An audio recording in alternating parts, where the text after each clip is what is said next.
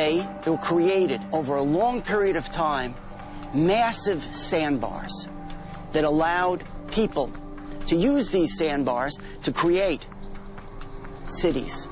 Dr. Richard Freund believes that the famous rings of Atlantis may have existed in this bay thousands of years ago. Freund and a team of archaeologists, geologists, and anthropologists pore over satellite photos of the area. We have put different depths. They find what may be circular shadows of an ancient city. Finally, we've narrowed it down to a very specific location around this mysterious circle in the midst of the swamp. But in order to pick the best areas to investigate, the team needs better images. And a simple homemade contraption might just fit the bill. By attaching small cameras to a balloon and a kite, the team can get higher resolution images than the photographs taken from space.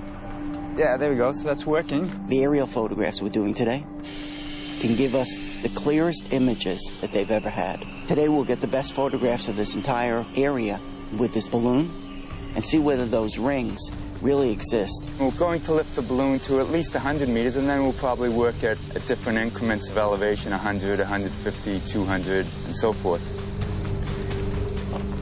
Any patterns or anomalies in the soil that appear in these new photographs could indicate buried man-made structures. But if there was once a mighty city here, what happened to it? According to Plato's final chapter, the great city of Atlantis faced a cataclysmic disaster. Violent earthquakes are followed by great flooding, and after just one day and one night, the entire island of Atlantis sinks below the sea. In order to prove their theory, the Spanish team must find evidence of such a disaster. Dr. Juan Antonio Morales finds geological evidence of a long history of massive tsunamis hitting this coastline. Puede observarse en esta zona como el desplazamiento de algunas de estas rocas a lo largo de esta plataforma tiene decenas, incluso centenas de metros. Por lo tanto, esto sugiere el desplazamiento no a causa de un solo tsunami, sino a causa de tsunamis sucesivos. If the rings of Atlantis existed in this ancient bay and were ravaged by successive tsunamis, the city would have been torn apart or perhaps pulled into the sea.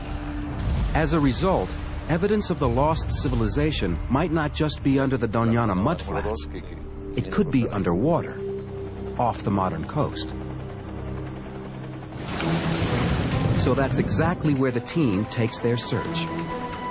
Marine archaeologist Claudio Lozano and Morales are equipped with the latest in sonar technology. The torpedo-shaped towfish generates sound waves that bounce off the sea floor. When the signals return, they're received by a computer on deck that converts the sound waves into images. Any formation that appears in the sonar imaging system is mapped and its coordinates recorded. We have seen an anomaly, which is a vertical wall. This is very different to a geological formation. It is a vertical structure. Right now we found an anomaly that is not geological at all. It's very big, it's very high. Two walls, one, two, completely vertical. It's very nice. And the shape is not natural. It's attractive. Claudio and Juan Antonio locate what looks to be a large structure 39 feet below the surface. They'll have to return and dive the site.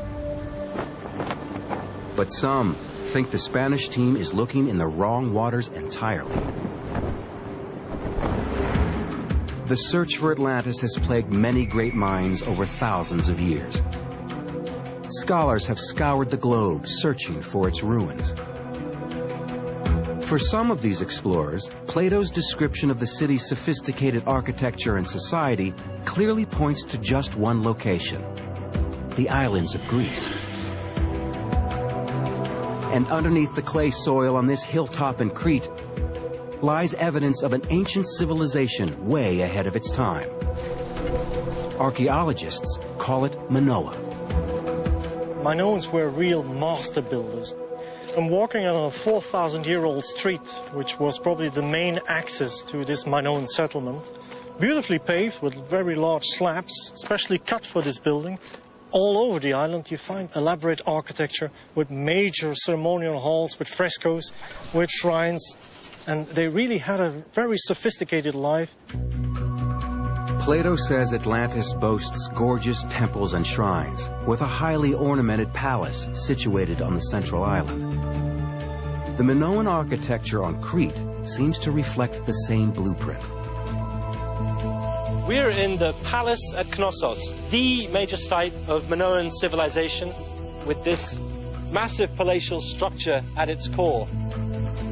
Could this be the great central palace that Plato describes? This is a megastructure covering about 10,000 square meters.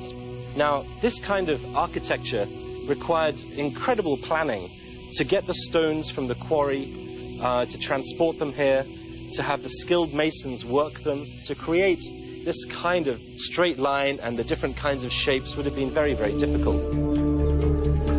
Walking amongst the breathtaking remnants of their ancient world, it's easy to imagine the Minoans calling their city by another name, Atlantis. To match the descriptions of Atlantis, the Minoan city also has to have an acropolis with dwellings and halls. And it's all here at Knossos. According to Plato, the bull is a central part of the Atlantean culture. In Atlantis, sacred bulls roam free around the temples. They're worshipped by priests and sacrificed in honor of Poseidon. Here in Knossos, it's obvious bulls were once a powerful symbol.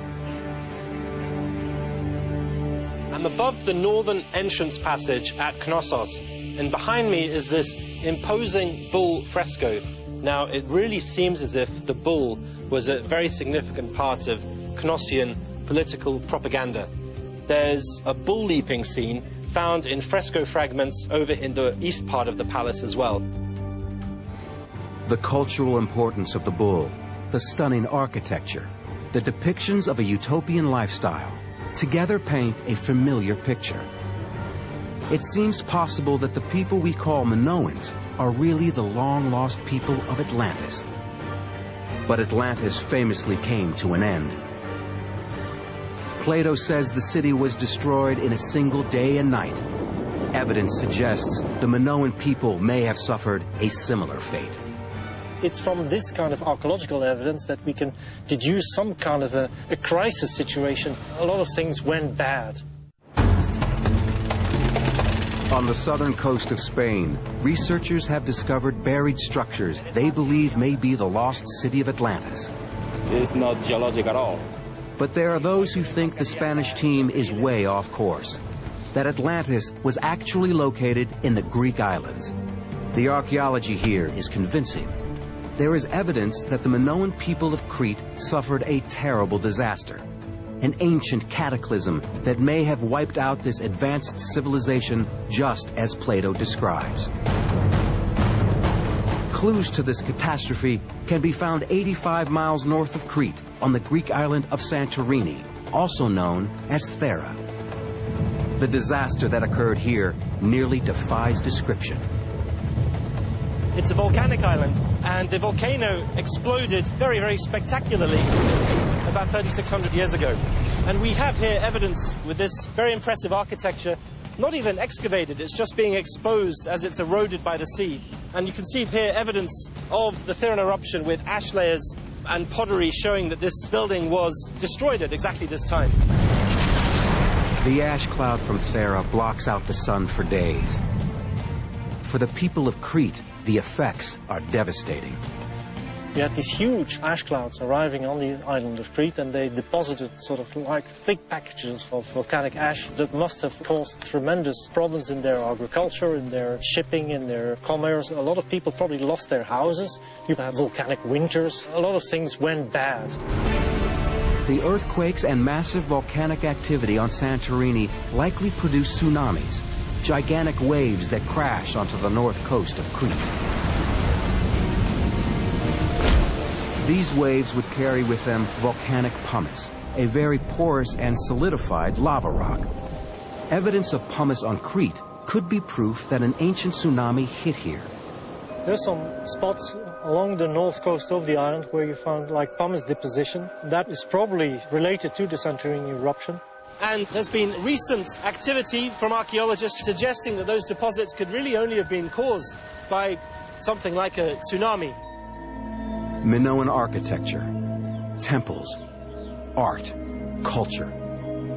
It's all wiped out by one of the most powerful eruptions in human history. The case linking the Minoans to Atlantis is strong, but the legend of Atlantis hinges on its sinking and overnight disappearance. And for the Minoans, the eruption of Thera is not the end. Some managed to survive. We have clear continuity in the Minoan civilization after the Theran eruption. We can see archaeological layers showing the occupation at the time of the eruption and then rebuilding and reoccupation straight away afterwards. It seems that despite compelling evidence, this is not the place that Plato describes. The Minoan civilization did not sink into the sea. It persevered. Ultimately, this triumphant story of survival is the greatest evidence against the theory.